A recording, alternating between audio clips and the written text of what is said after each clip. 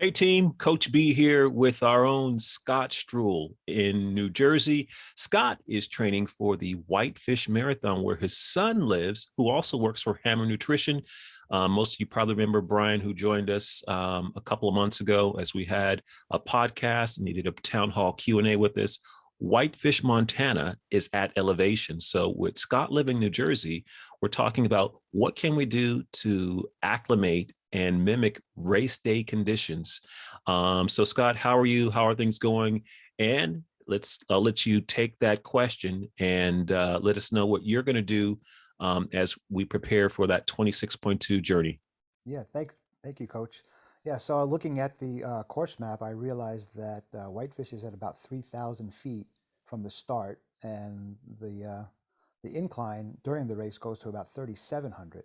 Now here in New Jersey, I'm about an hour from the beach, and my elevations tops out about 200 in my neighborhood.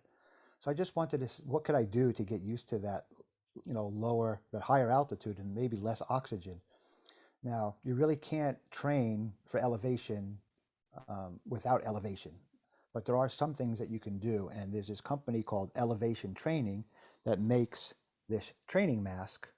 Now, it doesn't really simulate training in altitude, but what it does do is it helps you restrict oxygen into your lungs to make your breathing muscles stronger. And the way it does that is just by reducing the amount of air that the air that can get into your nose and mouth. You put on this very comfortable mask, and I will demonstrate putting it on.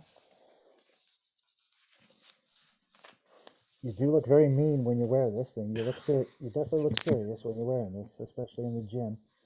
And you can see here there's just a little switch, and when you flip that switch, the air is restricted into your inside you, so you have to breathe harder. The idea, the idea is as you're breathing harder, your muscles are getting stronger, which means that when you're breathing less oxygen, it's going to be easier for you to breathe in that lighter air when you're in altitude.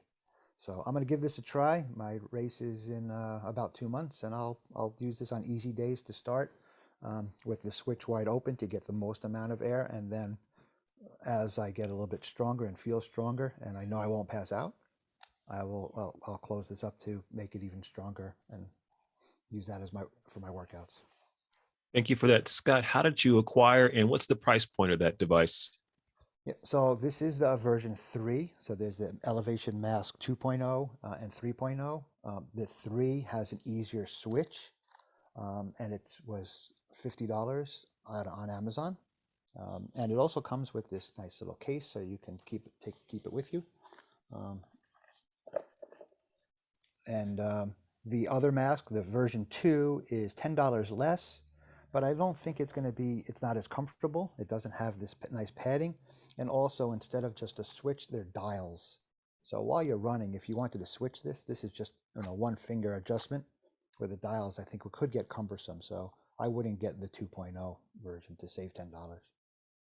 Well, thank you very much for that product share, Scott. We are going to follow your marathon training journey. I believe race day is on Saturday, the 21st of May, if I'm not mistaken. It is, yes. Again, traveling from New Jersey to where his son lives in Whitefish, Montana, also home of Hammer Nutrition.